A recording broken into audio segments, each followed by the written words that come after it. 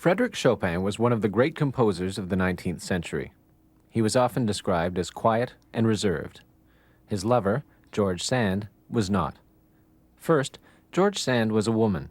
She was a novelist who dressed in eccentric costumes and smoked cigars. Her relationship with Chopin was intense. Over a 10-year period, George Sand and Frederic Chopin wrote, composed, traveled, and lived together. Then, in 1846, things started to unravel. George Sand's daughter, Solange, was engaged to a drunk. Neither Chopin or Sand liked the drunk, but Sand thought he might have a positive influence on her wild daughter.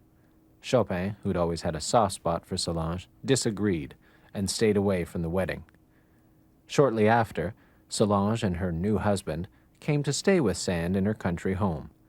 Chopin knew there'd be trouble and stayed in Paris. It wasn't long before Sand and her daughter were fighting. When Solange insulted her, Sand slapped her across the face. Then Solange's drunk husband began picking fights with the other guests. He swung at one of them with a hammer. George's son tried to take the hammer, then went to get guns.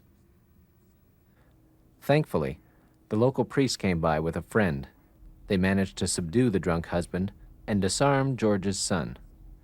Solange and her husband left the next day without a word. Though Chopin wasn't even there, he sympathized with Solange and took her side.